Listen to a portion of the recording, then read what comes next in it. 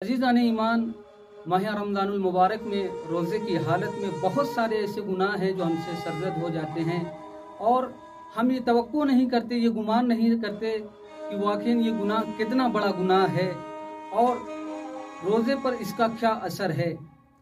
मौलिफ खुसरो कासिम किताब पन्ने तारीख में एक रवायत के मुताबिक लिखते हैं कि एक शख्स महज़र मुबारक रसूल अकरम सल्लल्लाहु अलैहि वसल्लम में हाजिर हुआ और हाजिर होने के बाद कहते, या रसूलल्लाह, आपके फरमान के मुताबिक, शरीयत मुहम्मदी के मुताबिक मेरी बेटियों ने रोज़ा रखा है और मैं चाहता हूँ कि आप इजाज़त दें ताकि मेरी बेटियाँ रोज़े को इफ्तार करें।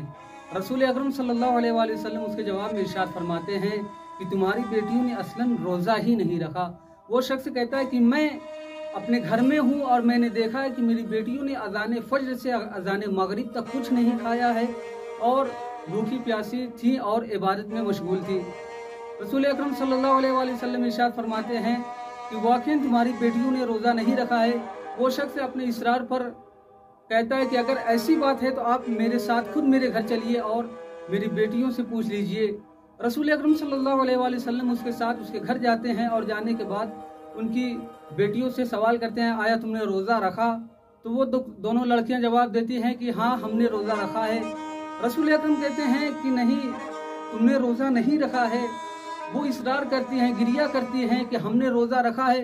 रसूल अकरम कहते हैं कि अगर तुमने रोज़ा रखा है तो तय करो, उल्टी करो, अभी ये साबित हो जाएगा कि तुमने रोज़ा रखा है या नहीं रखा है। चुनांच उन दोनों लड़कियों ने तय किया, उल्टी की, और जब उल्टी की तो उनके बतन से गोश्त के छोटे छोटे रिश्ते बाहर आए।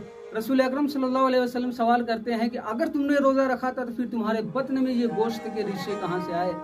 वो दोनों लड़कियां कहती हैं कि हमें नहीं मालूम, हमने आपके हुक्म के मुताबिक रोज़ा रखा था, लेकिन हमारे बतन के अंदर ये गोश्त के टुकड़े कहाँ से आए हमें मालूम नहीं है। रसूल अकरम सल्लल्लाहु अलैहि वसल्लम इरशाद फरमाते हैं कि तुम दोनों बहनें रोज़े की हालत में बैठकर जो अपने मर्दे मोमिन, अपने बरादरे मोमिन की गीबत कर रही थी, ऐबजुई कर रही थी, चुगलखोरी कर रही थी, बुराई कर रही थी, ये उसी गीबत का नतीजा है। जैसा कि खुदावंद आलम सूरह हुजरात की 12वीं आयत में इरशाद फरमाता है, वला यग़्तब बअदुकुम बअदन अयुहिब्बु अहदुकुम अय्याकुल लहम अखीहि मैतन फकरहतमुह। आपस में एक दूसरे की बुराई गीबत ना करो।